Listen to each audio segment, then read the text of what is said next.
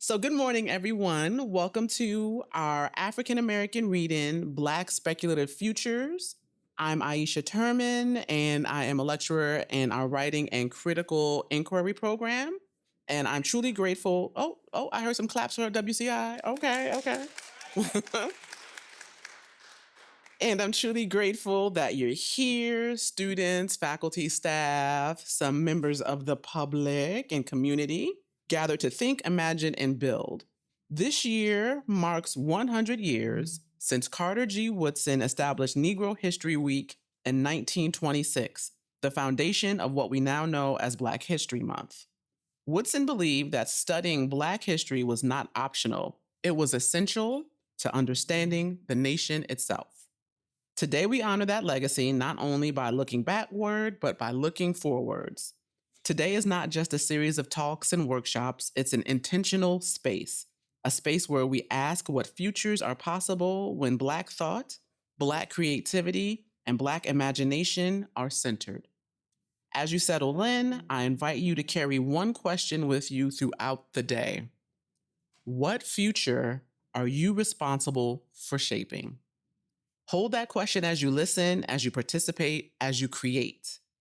To formally open our program, it is my pleasure to introduce Assistant Vice President for Administration in the Provost Office, Latonia Spencer, who will offer welcoming remarks on behalf of the university. Please join me in welcoming her to the stage.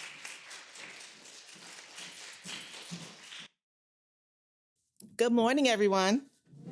How y'all doing out there? You good? Yeah, you got your breakfast, you got your coffee, your caffeine? Excellent. Yes, welcome to this beautiful day. A little snowy out, but it's still a celebration, right? Right? Still a celebration. First and foremost, thank you, Dr. Turman, for this introduction. And I also want to thank you, Dr. Turman, for your unwavering support of our Writing and Critical Inquiry program, and to our students, especially the student that belongs to me. Thank you so much. You are truly invaluable to the Division of Academic Affairs. And thank you for asking me to welcome this morning. That's right, give it up. I'll tell you this little quick story. She helped my son write his essay for chiropractic school applications. He's graduating in May with a degree in biology, and he said, she made me rewrite it 3 times. I said, that's right, as you should have. I'm really so excited about today's event, and especially it being hosted on our campus. So thank you again, Dr. Turman, for hosting on our campus, because and the support of our campus, because it really is a true testament that our campus is committed to celebrating African American heritage, Black authors, and spotlighting the very importance of African American literacy.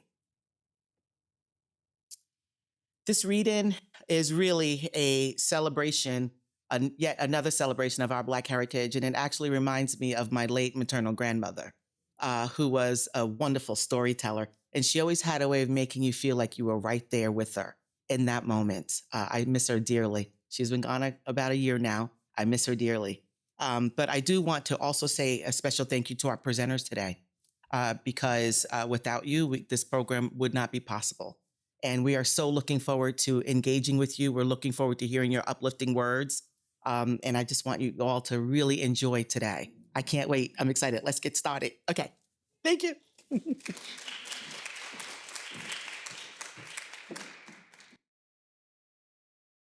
Thank you so much for that. I was over in the corner wiping my eyes. Up next, we'll have a couple of words from Lakia Green from our Office of Inclusive Excellence.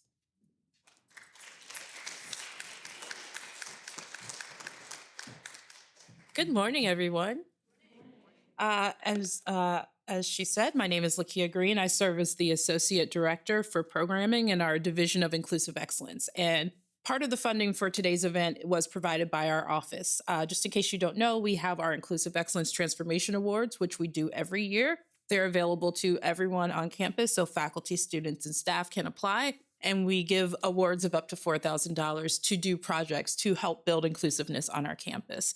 And I just want to highlight, I'm so excited about the winners that we have this year. Of course, this is one, and I personally have a huge love of Afrofuturism, so I'm going to be here all day partaking. But we also have some other great events coming up. This is the first of many events. So I encourage you to check the events calendar and to look out for events. You can also go to our website, our Division of Inclusive Excellence website, where we'll have all of those events listed. But we have amongst some of our awardees, Jenny Wan with the UAlbany Coalition of Asian Coalition of Professionals. And they're doing a cross-cultural conversations on identity and inclusion that talks about the experience of Asian Americans in the community. We also have Dawn Blyenberg, who works with the Center for Public Health and Continuing Education, part of our College of Integrated Health Services. She's doing a project that's called the Poverty Simulator. So this is actually a known program that's been done across the country. And based on our funding, we're going to be able to offer that in-person poverty simulator to anyone on campus who would like to partake of it. In addition, we have Kira Gaunt, who's doing a really great project called Dear Professor, May I AI? It's an analog project looking at digital AI and particularly students' perception of AI. And that's going to be both a research project and an art installation as well. And then finally, we have, second to last, we have Nicole Cosentino with Writing and Critical Inquiry. She's doing a series of programs for student caretakers. So if you're taking care of a parent or you're sending money home to family or taking care of siblings, for example, we recognize that we have a lot of student caretakers on campus. We want to make sure that they're taken care of. And I want to point out that she actually has a table in the back. So please go join her and learn a little bit more about the programming that's coming up. And last but not least, one of our students, our graduate students, Jade Armstrong, she has a project called Curls in Context, Reimagining Inclusion, Education, and Entrepreneurship in the Beauty Industry, where she's going to be focusing on types 3A to types 4C curly hair and giving both on demonstrations with cosmetologists. We're collaborating with HVCC to bring some of their folks on campus. So I just want to let you know that there are some amazing events coming up over the course of the semester, and I want to encourage you to enjoy them because this is why we do this, to see these bright, beautiful faces in the morning. So with that, thank you, and enjoy today's event.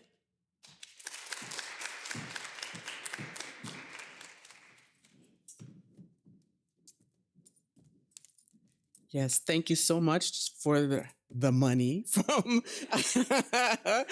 for helping to support this event. And I also want to note that our lovely library is here supporting us too. They have, yay, Deborah, put your hands up. So they've created a series, there's a bunch of books in the back if you are a student or faculty or staff, and you want to, you can look through the books all day. You can grab one and then go back to the library and check it out. I'm so grateful. They asked me, what are some books? And I gave them a list, and then they also went and were able to buy some. So I was like, thank you so much. So thank everyone for their participation. Next, it is my pleasure to introduce Dr. Janell Hobson. Dr. Hobson is a distinguished scholar whose work engages Black feminist thought, cultural studies, and questions of representation, power, and possibility.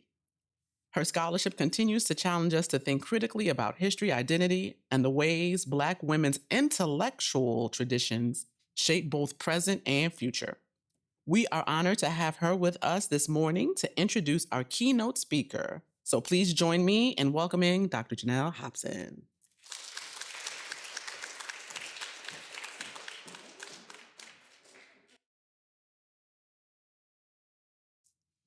Good morning.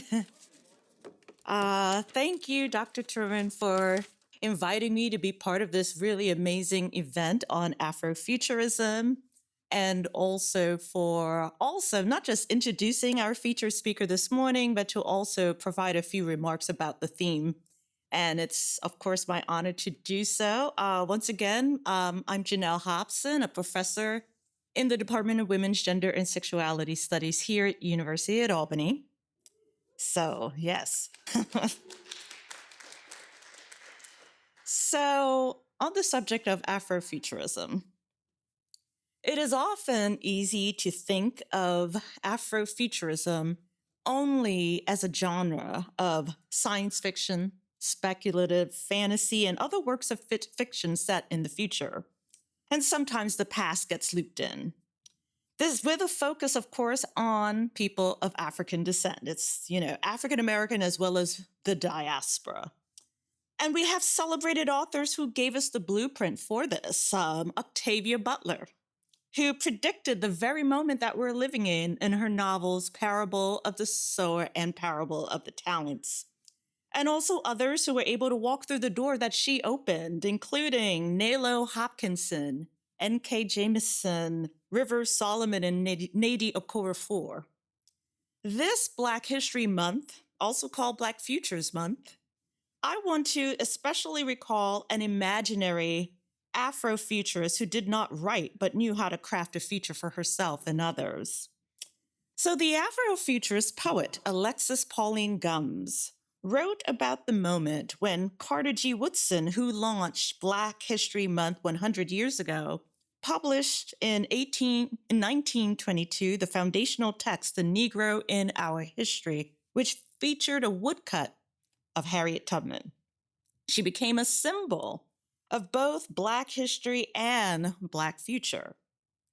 Gumbs writes in her poem, and I quote, "Somebody thinks they can fix the cosmos. Get Black history down in writing. Fix your image, keep you there, as somewhere the first and last astronomer laughs," unquote. These words were part of a poem commemorating Harriet Tubman's bicentennial birthday back in 2022, included in the Harriet Tubman Bicentennial Project, which I had the honor of guest editing with Ms. Magazine. Gumbs claimed Tubman's legacy for both our history and the future, and even defined her as the astronomer, using science for her own liberation, as did Afrofuturist artist Natrice Gaskins, who generated a portrait of Harriet Tubman for this project through AI technology, which captured her Afrofuturist essence among the stars. The same stars she used to guide herself and later others, approximately 70 people, 70 freedom seekers on the Underground Railroad. This is what Gaskins says about Tubman, and I quote, "She dreamt for herself a future. She never had the experience of freedom, but she had to create something that didn't exist yet, and something that is only in her mind. Based on all those things, the tools she had, the technology, nature, that's what Afrofuturism is," unquote. And of course, Harriet Tubman is also featured in two major Afrofuturist exhibits, one at the Smithsonian's Museum of African American History and Culture, as well as a period room at the Metropolitan Museum of Art. So everyone is recognizing that she's not just part of the past, but also part of our future. So I'm presently writing on the subject of Tubman as an Afrofuturist. Specifically, I've been aiming to fix her legacy less with the ancestral past and more with the ancestral future. So what does that mean? It means we have an opportunity to think intergenerationally, linking the past with the future, anchored in a different time loop and time lapse, or ancestral time, as was articulated through ancient African systems like the Congo cosmogram, which is then wonderfully visualized in Ryan Coogler's movie Sinners. Harriet Tubman, before she self-emancipated from slavery, dreamt of freedom in flight, and through her visions, saw the path she needed to take. She then mapped it out for herself before returning to rescue others. And before her biggest liberation feat, which was leading a military raid at the Combahee River in South Carolina during the Civil War, which emancipated 750 people on June 1863, emancipating them from slavery. She had already dreamt the profound vision the year before, in which she said, and I quote, "My people are free." So she's saying this before she actually liberates 750 slaves. So on her deathbed on March 10th, 1913, her last words were recorded as, quote, "I go to prepare a place for you," unquote. She thought of the words of Christ from the gospel, whom she devoted much of her life to. But even in death, Harriet Tubman projected herself into the future with knowledge that she would meet us there. So, as many who had championed for Harriet Tubman to appear on the $20 currency and feel intense frustration at this delayed prospect, if she will even appear, the current administration is likely to delay this further, if not outright halt this project. And yet, the projected date had already been set by previous administrations, circa 2030. If we can preserve our democratic systems, that calculation already projects Harriet Tubman 2 years out beyond this current administration. What is an ancestral future, or what I also call ancestral futurism? That is Harriet Tubman waiting for us on the other side in 2030, ready to prepare a place for us, a place where a new America awaits us, one where the nation reflects the values of a Harriet Tubman, a nation able to live up to the unfulfilled promise of someone like Harriet Tubman on our money. Would currency even be the same? Can we envision new monetary systems based on equity, reciprocity, and communities of care? Those are what Harriet Tubman valued. I invite you to pass through this moment in ancestral time because our ancestral futurist awaits us on the other side, already preparing a place for us. So, with that said, I present to you one of our present-day Afrofuturist practitioners, B. Sharise Moore. She is a multi-genre author, former educator, curriculum developer, workshop facilitator, and poetry editor for Fire Magazine, FIYAH, of Black Speculative Fiction, which is a Hugo and World Fantasy Award-winning publication. In 2021, MV Media released her young adult novel, Dr. Marvelous Jen's Odd Scholars, and in 2022, she curated, edited, and self-published Conjuring Worlds, an Afrofuturist textbook for middle and high school students. In October 2025, A City Dream, her debut picture book, illustrated by Trudy Ann Hemmons, was published by HarperCollins. Moore's forthcoming books include Golden, a story of Ya Asantewaa, Curious Creatures of African Folklore, and The Marvelous Magic of Ellen Armstrong. She lives in Baltimore, Maryland with her husband and their 2 inquisitive children. So please extend a round of applause for B. Sharise Moore.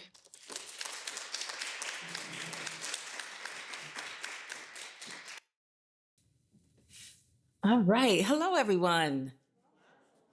Thank you so much for coming out. I truly appreciate you all for having me. Thank you so much, Dr. Turman, for bringing me in. I so appreciate you. And I'm excited. So what I'm going to do is I'm probably going to do some informal things. I'm going to give you a few anecdotes. I'm going to talk to you about Afrofuturism, of course. And I'm also going to do a little calling on people. How do you all feel about that? Can I ask you a question? Maybe raise your hand and answer. Is that okay? All right, cool. All right, so I want to start off taking you back to 2020. All right? So let's go back to 2020. 2020 was a monumental year for, I would say, probably everyone in the world, to be quite honest. And it was an interesting time for myself. I lost a family member to COVID in June 2020. And right before around, I think maybe early February, almost 6 years ago to the day, I started to think about what I wanted to do beyond teaching. So at that time, here I am, I'm sitting in my classroom. I was an English language arts teacher for 6th graders. And I'd always written. I love to write. I knew I wanted to be a writer when I was about 11 years old. But I didn't know how to be a writer. And it's funny because it sometimes takes some time to get there. But I knew I wanted to write. So I'm sitting in my classroom and I'm thinking about what I'm going to do. And I'm also thinking about rejection. And I'll tell you why. At that point in time, I just finished Dr. Marvelous Jen's Odd Scholars, which was my young adult novel. And so this is the process. You finish a novel, you kind of, polish it up as best as you can, and then you send it out, you query it to agents, and you pray and cross your fingers and hope that the agent likes it enough and gives you a chance. Now, let me tell you all about agents and the very, very slim possibility of being selected. I think 1 in 10,000 writers gets an agent. Those are the numbers. It's ridiculous. But here I am saying, hey, what do I have to lose, right? So I query a bunch of agents. Fine. I want to tell you guys, I've never been rejected so much, so fast in my entire life. But I had a friend of mine tell me once, and I always kept this with me. Not now does not mean not ever. And you all take that with you too, okay? And so I had a friend of mine, randomly, we're talking on Facebook. I'm dating myself because I know y'all don't do Facebook anymore. But anyway, we're talking on Facebook. And a lot of conversations were happening because now it's about March and pretty much everything is shut down everywhere. So most of us were on lockdown in some capacity. And of course, we had individuals, working class people who were, they had to be out. They had to really honestly risk their lives to perform the services that we all needed. And so he comes and he says, well, what do you want to do? And I said, I want to write. And he said, okay, then write. And I said, well, I've been writing. More than that. I've been rejected. And he said, so we all get rejected. And I said, yeah, you're right. That's true. And then he said, well, let's pivot. What have you always wanted to do? And I said, you know what? Right now, I'm in a graduate program for curriculum design. And I've always wanted to create a textbook. And he said, oh my gosh, so do it. I said, what do you mean do it? He said, do it. Write it down. So I'm dating myself again. I did an old school Roman numeral outline. Raise your hand if you remember Roman numerals. And so I literally outlined what I would need, who I would approach, how much I could pay them, how much money I could raise. I said, okay. And then at that same moment, Fire magazine of Black speculative fiction put out an ad saying that they were hiring for an acquiring editor position. So it was remote, it was part-time, it wouldn't take anything away from my teaching duties. And so I went and applied, and I was hired. And this put me in touch with dozens of Black speculative and Afrofuturist writers at my fingertips. So here I am with just basically everything out in front of me. I'm excited.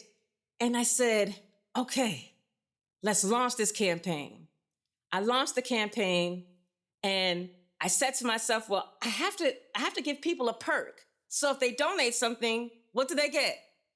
And I had this old story. It was an Afrofuturist story that I'd written, a short story I'd written, I don't know, maybe a year ago, and I'd never submitted it, but I thought it was pretty good. So if you donated $1 or $500, you got this perk. And I said to myself, you never know who may donate to your campaign. Create a strong network and make sure you stay in touch with everyone, because people are parting with their hard-earned money. And I don't know about you all, but I don't just spend my money on anything, all right? And so I valued everyone who contributed. And I sent them a personal email thanking them. So one day, June, another sister comes to me and she says, hey, I have this network out in California. I'm going to boost it on then Twitter. So I'm going to boost the campaign. So I said, okay, sure. Oh my gosh. by the time she boosted that campaign, I'd say within days, we were probably 3/4 of the way toward our goal of almost $8,000. And this happened within about 2.5 weeks, 2.5 to 3 weeks. And so I'm excited. And all of a sudden I come across this email. Laurie McLean. I said, this looks familiar. Fuse Literary. That looks familiar. Oh, back in January, I queried one of the agents from Fuse Literary who had rejected me within days, may have been minutes. And I said, Laurie is the partner agent. She owns the literary agency. She co-owns it. What could she possibly want? I open up the email and she says, I read your short story perk. What do you want to do with your writing career? Because I'd love to represent you as your agent. And then weeks later, I signed with Laurie McLean, and within about 2 years later, after I'd gotten all of the individuals together to write poetry, short stories, essays, original artwork, I talked with Helena Hartsfield, who was an educator and a friend of mine. I talked with my husband. My husband is an essayist, and he's also a graphic designer. And he actually laid out the entire Conjuring Worlds textbook. And 2 years later, we have Conjuring Worlds. And we also have 3 book deals within about a year and a half. So this is Conjuring Worlds.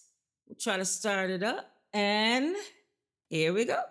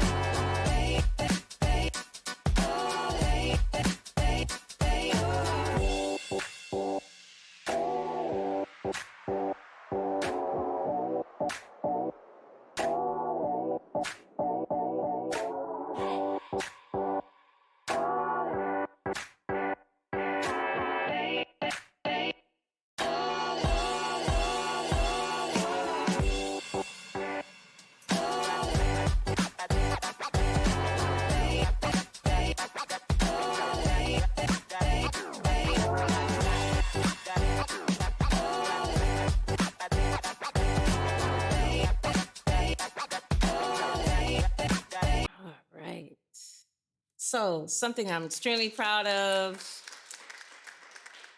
and we're going to continue on. All right, so I haven't always called myself an Afrofuturist. Honestly, when someone asked me if I was an Afrofuturist, I kind of looked at them and said, what? And the reason why I had that reaction is because, and I discussed this with Dr. Turman yesterday, Afrofuturism has this sprawling definition. And every single time I see the definition, I see a little bit more than I did the last time. It's almost like a gumbo, right? Raise your hand if you've had gumbo. Most of us has probably had some gumbo, right?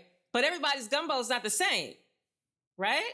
Like, I don't eat pork, so I don't have any pork in my gumbo when I eat it. I request that, all right? Where some people will tell you, you can't have gumbo. It's not real without pork. What are you talking about?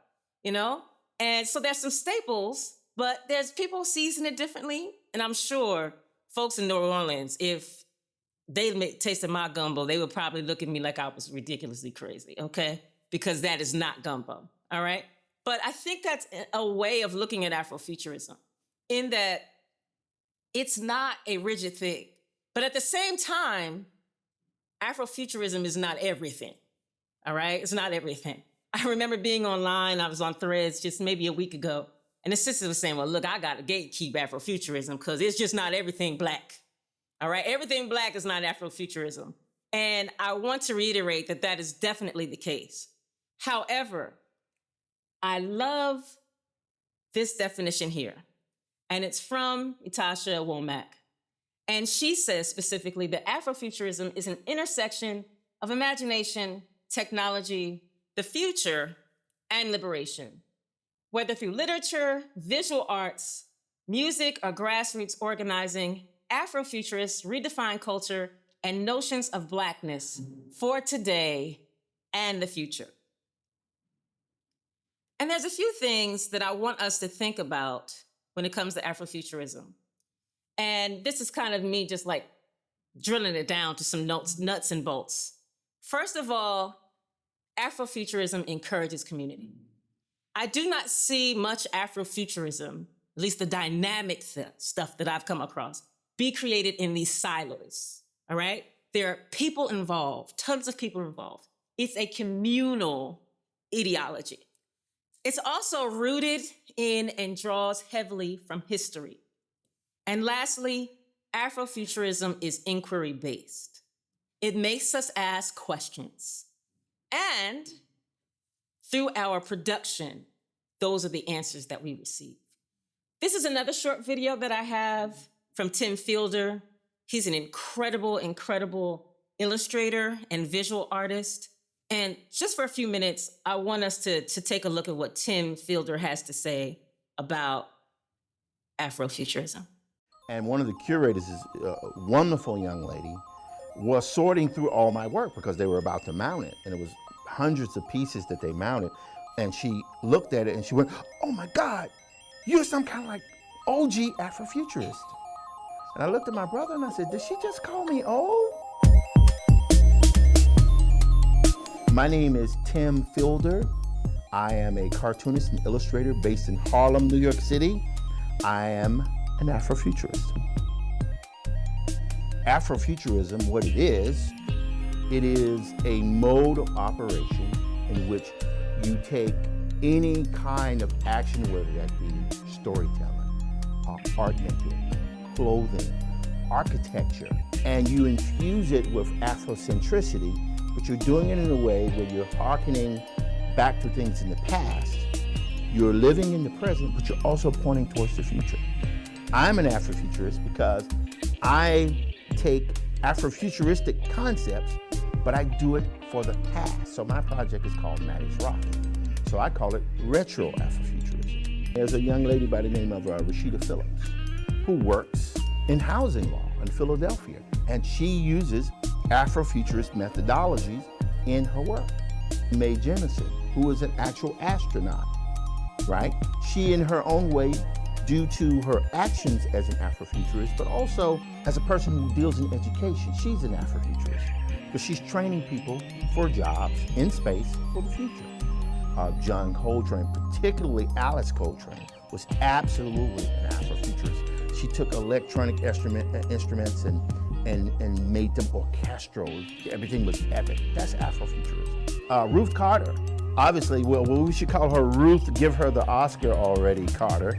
Costume designer of Black Panther, had to employ lots of Afrocentric ideas from different tribes into the costume. That's Afrofuturism. So Afrofuturism could be applied to anything. The interesting thing about the way Afrofuturism is depicted in Black Panther is because the Marvel Universe takes place in current time. It's contemporary. It's assuming that there is a African kingdom, if you will, that was never colonized.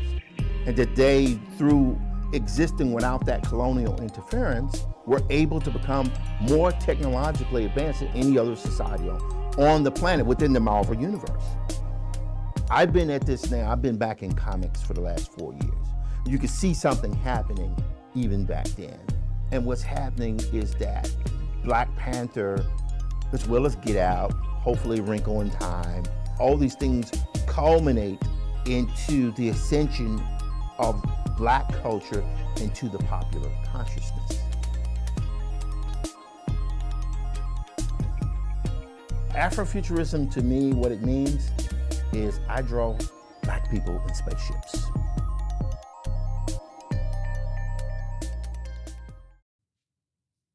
Okay. All right. So throughout the rest of this presentation, I'm going to be asking, what if? The first question, what if our education was anchored in fresh Afrofuturism? That's question number one. Question number two, what if we used Afrofuturism as a tool to solve societal problems? And question three, what if we reimagined our neighborhoods through an Afrofuturist lens? And so, I'm going to start with not my hometown because I'm originally from New Jersey, all right? But I've been in Baltimore, Maryland for 11 years. And I have to say that the people in Baltimore are doing incredible things to enhance their communities through Afrofuturism. They are inspired by the past, and they're using the past as a springboard to create sustainable, beautiful, thriving, and supportive communities. And I'm going to highlight a few of them now. All right, so first we're going to talk about this first sister up here. Anyone know who this sister ancestor is? Let's see a show of hands. Anybody know? I'm gonna pick on you. All right, who is that? Yes. Hi. Hi, Tina.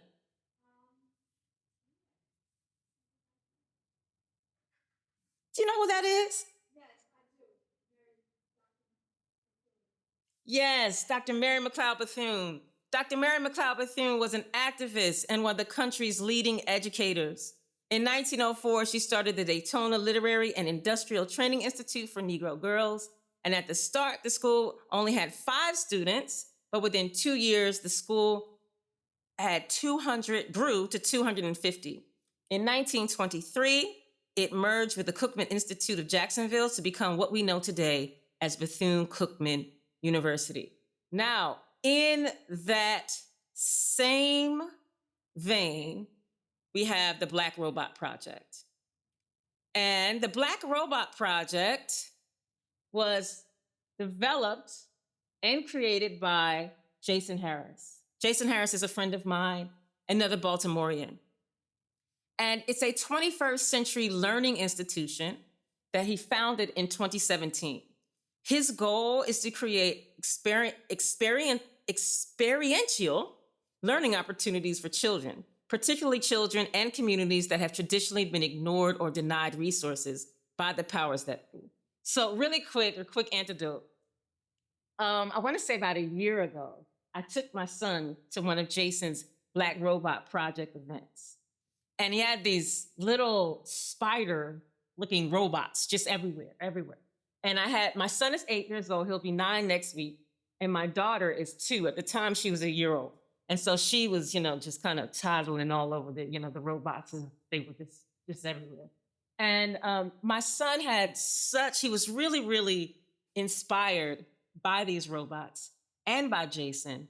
And he will be attending some of Jason's events in the future.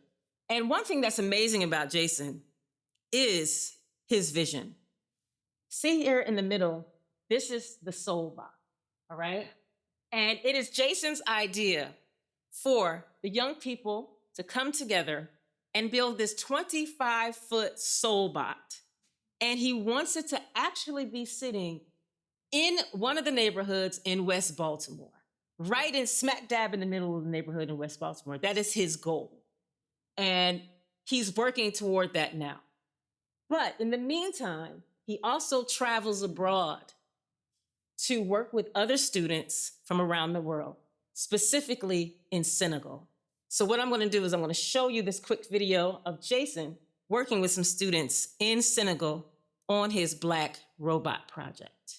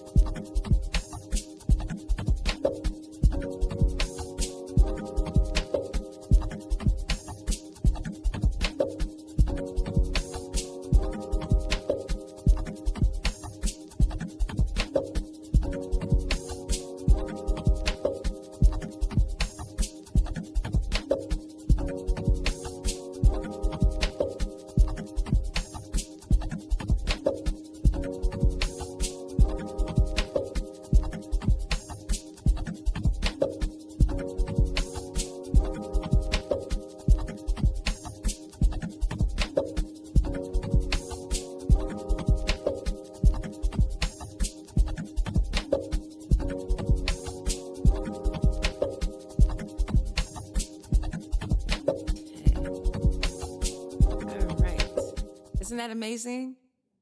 Yeah. There are a lot of people doing great things, and sometimes we don't always know. All right, so I'm going to move on to things that are less Wakanda-y, but I want us to understand that we have to sometimes think about what Wakanda would have looked like in its infancy, right? Obviously, Wakanda's not a real place, I understand that. But it had to be built. These things had to be built from the ground up, right? And this is another example of how Afrofuturists in Baltimore are building from the ground up.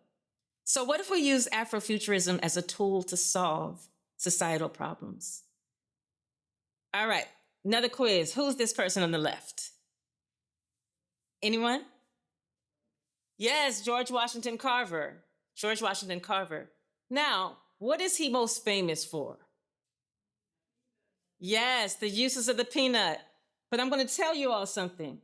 I had to write a science curriculum for an African-centered school. Maybe it's been about 3 years ago.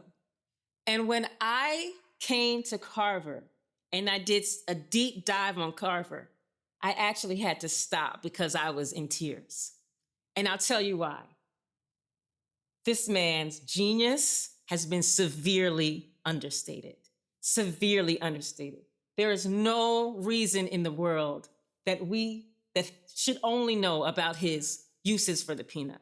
Yes, that is important. Yes, that should be respected. But some of the things that Carver was doing were monumental. This man was an iconic genius, and we should absolutely know more about him. Now, who knows what this is on the right? Anyone have any idea? What does it look like? A wagon, right? What do you think might be on the wagon? Any idea? Food? Dr. Turman, you cheating. Yes, and food. So this is the Jessup wagon, all right? And the Jessup wagon was a mobile classroom that allowed George Washington Carver to teach farmers and sharecroppers how to grow crops, such as sweet potatoes, peanuts, soybeans, and pecans in 1906. Though the wagon is named for Morris Jessup, the New York banker who financed the project, Carver designed the wagon, selected the equipment, and developed the lessons for the farmers. Incredible. And literally, this wagon would go to farm and teach them new and innovative ways to plant crops, to make sure that the crops were rotated properly, to introduce new crops, to talk about seasonal crops and which crops, were best to be planted next to other crops. And there's obviously, a huge science behind this. But the fact that he actually built this wagon with materials of his choosing and then created all the lessons is something that I will always admire. It's dynamic. And it kind of reminds me of the bookmobiles in a way. And so I'm going to get to that. So again, Afrofuturism is rooted in history, right? So let's see what people in Baltimore are doing to honor Carver and to advance their communities. So now we have the Garden Art Party. The Garden Art Party was established by Olu Butterfly, and it's an initiative that blends art, environmental education, and food sustainability through inclusive, joy-filled, free community gatherings. It's hosted on urban farms across Baltimore. We have several, and the events unite residents around shared goals of health and self-reliance. So I want you all to take a look at what Olu was doing. And I actually had to stop when it came to Olu. Olu has done so much. She also has these imagination balls for children where they dress up. But it's not just a regular dance. It's an imagination ball where they really have discussions about the cosplay that they've chosen and the costuming that they've chosen. So here's a little about the Garden Art Party.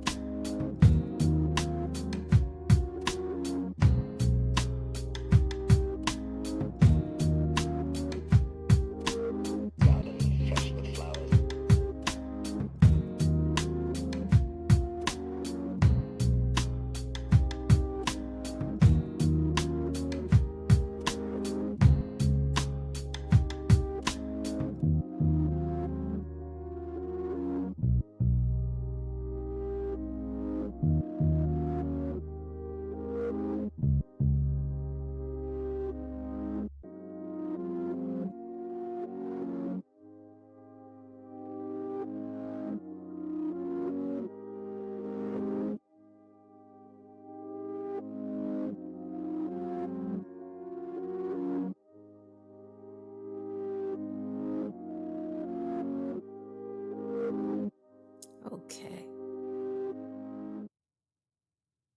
And next, I know you all know who this elder is, well, ancestor is. Marcus Garvey, correct? And Marcus Garvey founded the Universal Negro Improvement Association. And his Black Star Line was the steamship company, and it was operated from 1919 to 1922. The Black Star Line was the UNIA's vehicle for promoting worldwide commerce among Black communities. In Garvey's vision, Black Star Line ships would transport manufactured goods, raw materials, and produce among Black businesses in North America, the Caribbean, and Africa, and become the linchpin in a global Black economy. So in that same vein, we have two sisters who have focused on literacy in Baltimore. The first sister is Araba Mays, and she's the founder of Storybook Maze, which is a local program that is focusing on increasing literacy, access in underserved communities, and helping kids learn to love reading. And this is a great video when she discusses exactly what she's doing. Oh, hi neighbor. I was just looking at this map of Baltimore with Octavia the ostrich. Octavia, do you know what all that red is? Those are the book deserts in my neighborhood. Hi, I'm Storybook Maze, and this is the story of how this map made me a radical street librarian and influencer for good. It all started when I was reading a book to my nieces on my front stoop when neighborhood kids started gathering around. So I invited them to join us. After I was finished reading, the kids didn't want story time to stop. Go home and read a book, I said. We don't have books at home, was their response. I was surprised to realize that some kids in our neighborhood don't have a single book at home. So I began reading to them myself. I called it Stoop Story Time, and the process inspired me to become a librarian. But as a librarian, I quickly realized that the children that come into the libraries weren't the same ones I was reading to on my front stoop. I learned about something called library barriers and book deserts, and I found out that my neighborhood was one of the worst. I knew I couldn't reach my neighbors who needed most inside library walls, so I became a radical street librarian, increasing book access in 3 ways: free public book vending machines, pop-up free bookstores, and stoop story times.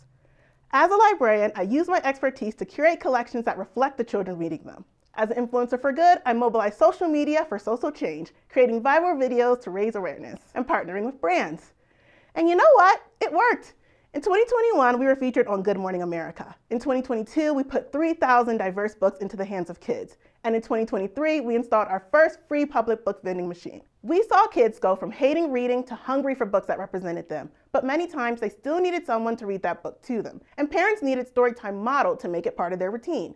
Once I was doing a giveaway, and a 4th grade girl's face lit up when she saw Sulwe. She ran over and asked me to read it to her because she couldn't read it herself. Providing holistic book access means we also provide ways for children who can't read to hear the stories inside. That's why we're fundraising for a book trolley that will allow us to meet our neighbors with story time right on their front stoop. You know, I've always wanted to have a neighbor just like you. Won't you be my neighbor? Share this video with your neighbors and follow me, Storybook Maze, on Instagram, TikTok, and Facebook.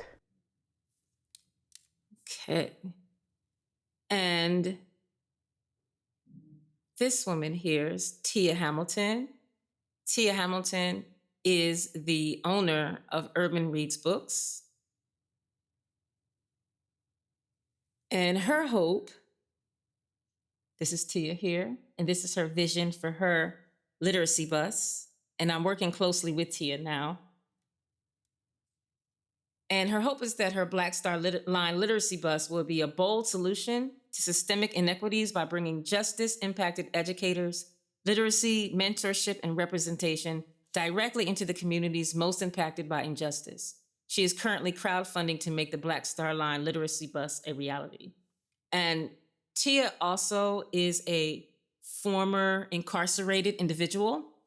And so her passion is for us to take the literacy bus specifically to juvenile institutions so that they will be exposed to books, because the illiteracy rate among juveniles is 76%. And so we're working together to crowdfund for that cause. Next up, what if we reimagined our neighborhoods through an Afrofuturist lens? I love this picture. That's actually my son right here on the right and his best friend, Benjamin. And they are on a playground, one of the amazing playgrounds in the city of Baltimore. So let's start about here with this ancestor here in this picture. She's a little lesser known. Have you ever heard of Hazel M. Johnson? Anyone? You must. Hazel M. Johnson was incredible. She's known as the mother of the environmental justice movement. Not only did Hazel M. Johnson make a difference, but she actually is responsible for the passing of legislation to protect communities from toxic chemicals. She was actually born in Louisiana in Cancer Alley. Have you all heard of Cancer Alley? It's a stretch of land that has a history of industrial waste. And so many of the region's residents are sickened. And once she met her husband, they actually moved from Cancer Alley in Louisiana, from that area, up to Chicago. And they settled in the Outguild housing projects. And this was, I believe, in the early 60s. And when they settled there, she noticed that her friends were becoming sickened with cancer. Women were having, abnormal, either their children were stillborn, or they were having increased miscarriages. And so what she did was she actually started to test the lead paint on the property as well as the soil. And she found that the housing projects had been built over an industrial waste facility. And so what did she do? She actually gathered other residents together and trained them on how to test their environment, how to test the paint, how to test the water, how to test the soil that they lived in. And they got together, they would do these tests, she would compile the data, and she actually took that data to the local government, and eventually she took it all the way to the federal government, and she truly made a difference. So, not that I am Hazel M. Johnson at all, but I want to tell you a little bit about the Playground Renewal Project with Jami Leadership Homeschooling Collective. So up until this year, my son was attending a homeschooling collective in Baltimore. And it was located in Harlem Park, which is a neighborhood in West Baltimore City. And maybe a couple blocks away was a playground. And one day I asked my son, because I didn't go there every day with him. It's a collective, and some days I would go in and some days I wouldn't. And I asked him, I said, hey, why don't you all go down to the park? It's just, a couple blocks away. And he said, Mommy, we can't play at that park. I said, what do you mean? Because my son and I live in a totally different area in Baltimore City. We live in Ashburton, which is in Northwest Baltimore. And it's almost like an oasis, to be quite honest. Our alleys are clean, single family homes. We pay higher taxes, but you know how that is. But it's night and day compared with other portions of Baltimore. And so he said to me, you go take a look next time you come down. And so I did. And this is what I found. Anybody have any idea what that's supposed to be? Are there any swings? There's no swings on the swing set. They're gone. Look at this. This is a slide. Okay.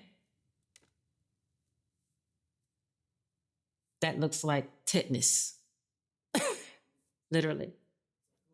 Tetanus. Right. So my idea was, let's talk about how we can renew this playground. And so I said to him, okay, what can we do? And so we actually talked about community. We defined community. What does community look like to you? I asked them what community looks like. we actually talked about a playground project and what it should look like. And so the students got together, and after the lessons, excuse me for a moment, because I know this stuff is in here, because I definitely put it in here. Here we go. And so what we did was we talked about it. We talked about how it was inaccessible to not only the students there, but also to everyone in the community. You know, everyone deserves to have a functional playground in Harlem Park.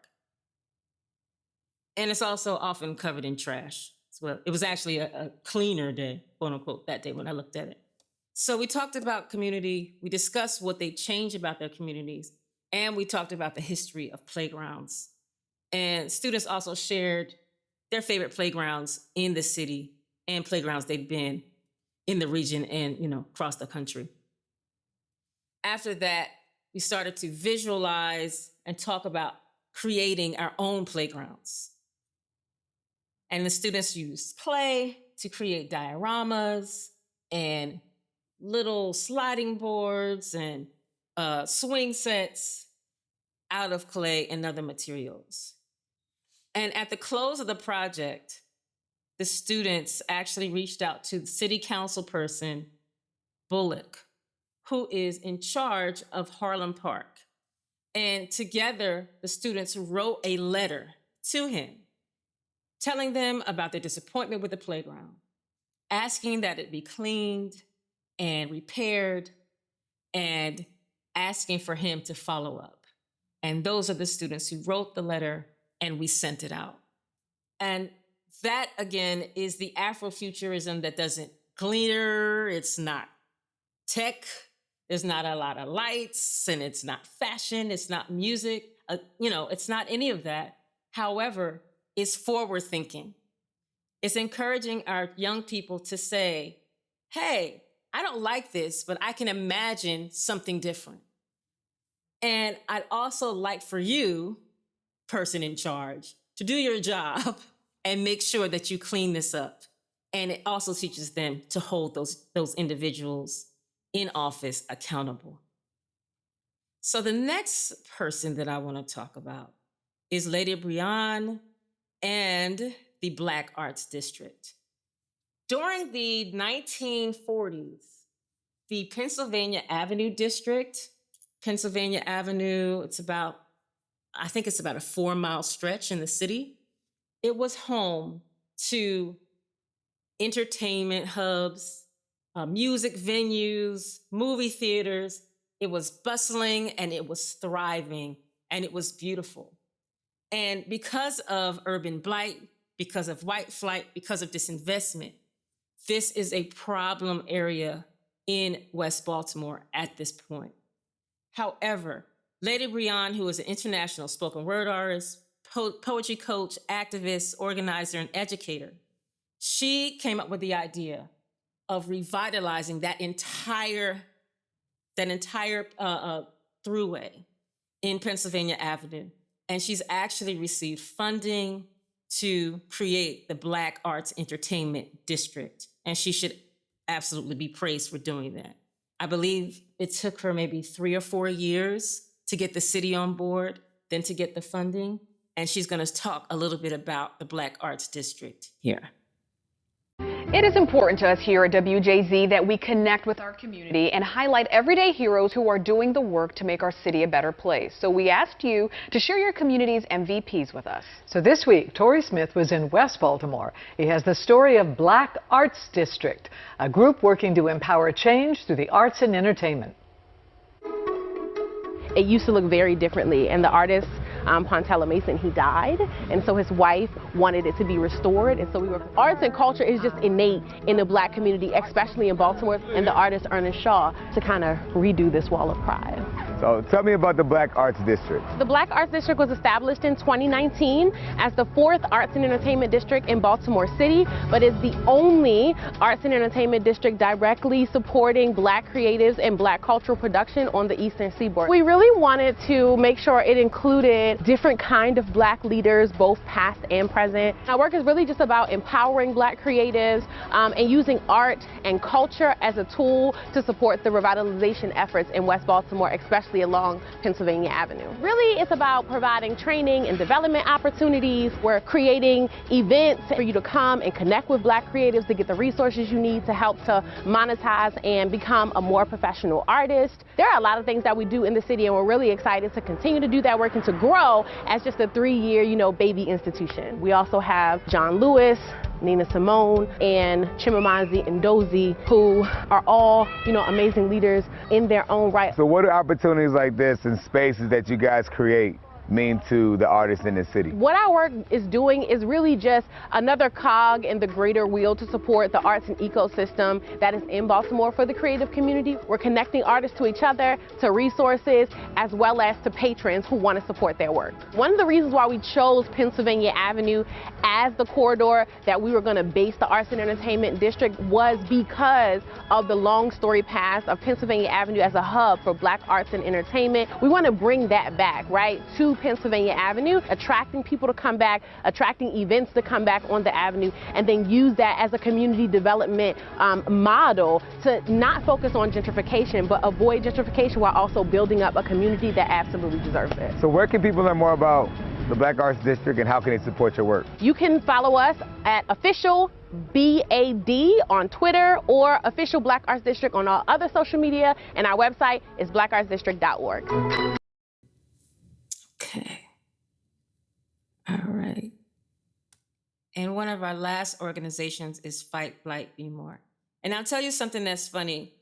If you look closely at that video, you'll see Nika, who I'm going to introduce now, was in the Black Arts District video.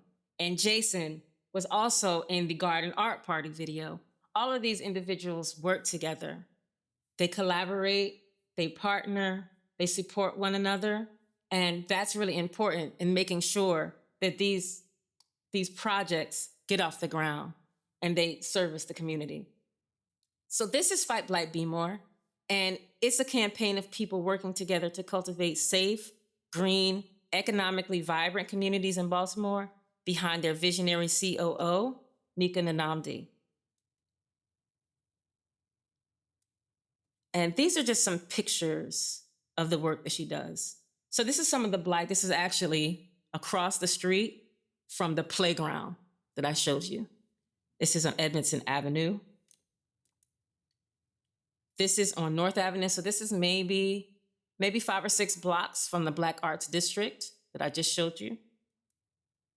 And this is also in West Baltimore. This is Fulton Street. So it's not nearby, but it's still a West Baltimore home. And this is what blight looks like. This is what neglect looks like. And this is the kind of neglect that doesn't happen in a year. This is decades of neglect, decades of disinvestment. But there are people who are doing something about it.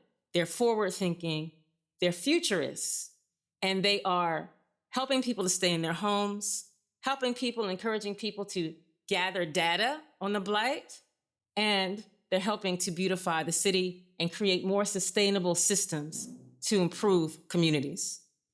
Fight Blight Be More is a social, environmental, and economic justice initiative led by the village and informed by the data to remediate blight. But one of the primary things we do is teach people in community what blight is, how it came into being, what its impact on community is. We also support communities' ideas for how to remediate blight. It's important that people are able to have access to the data so they can make decisions not based on information that doesn't properly contextualize the data.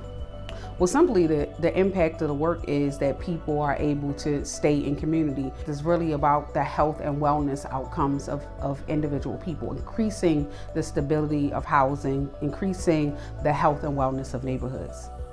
We were the first Black family on this block. And so I have watched the neighborhood change and change in a positive way, because I can stand on my porch and look in every direction and feel pride in the neighborhood. I'm very active in the neighborhood association and various other associations throughout the Northwest community. You just don't sit back and let other people do it for you. We all have got to be active. I was trying to find a way to pay my property taxes, I really didn't know where I was going to get the money from. Even if it meant on my part-time job, working even more hours to the point that I would have been working 2 full-time jobs in order to exist. Because I'm not going to lose everything that I have. They treated me with respect, they treated me with dignity, and they were going to work to do whatever they could to make sure that things came out all right. Owning property is the biggest thing you can have. You own your land, you own your home, and these are things that are valuable, and you know, it helps you to grow. You can pass it on to generations of your family. I think about centering the idea not about money, but about the currency that is created in relationship with people, and how that is its own, if we wanted to define it as capital, it's its own source of capital. How we've been able to leverage relationships with other grantees, leverage relationships with the Be More Invested network in order to uplift, to grow, and to really center our work. Okay. And lastly, I want to talk about A City Dream. A City Dream is my picture book. It was published in October of 2025, and it was inspired by something that my son said to me when he was 4 years old. So we were driving down the street. He's 4 years old. My son was a slow talker, so it took him a while to start talking. So when he said something, I definitely made sure I listened. And one of the things he said was, "Trash, mommy, trash, just trash." And then he would go to other neighborhoods and he'd say, "Clean, clean." And even though, of course, he didn't have the language to differentiate between neighborhoods that have clean alleys, clean streets, and those that don't, neighborhoods that are blighted neighborhoods and disinvested neighborhoods, and those that are not. But he absolutely knew the difference, and he absolutely knew that it was not fair. And so that's how A City Dream was born. A City Dream is about youth-centered community action. And it's a young girl whose teacher asks her how she can make her city a better place. And so she dreams of all the things that she would do in order to improve her city, from murals to talking with politicians, to improve playgrounds and designing them herself. And this is a city dream in action. So I actually, over the summer, partnered with Nneka Nnamdi, who you just saw, to create an interactive community workshop that I facilitate across the city. And there are several stations. There's a Lego station where students and young people can envision infrastructure in different ways and have conversations about what structures and buildings cities need. There's also a puppet theater for diffusing low-scale disagreements. So students can actually kind of improvise on prompts where young people are having, disagreements and how to properly diffuse them. There's also a station for creating your own terrariums. Students can create their own terrariums and plant seeds, take them home with them, and grow herbs. And there's also a mural station where students can create their own murals on canvas and take those home with them, as well as a station for them to find their city council person. And there's a template for them to think about their neighborhood issues and write to them and email them directly. So, in closing, what is Afrofuturism? For me, Afrofuturism is history. It's also vision, it's creativity, it's collaboration, it's community. And I want to leave you all with this quote: "Imagination is the greatest resource that humans have." Tasha Lumek. Thank you so much for listening.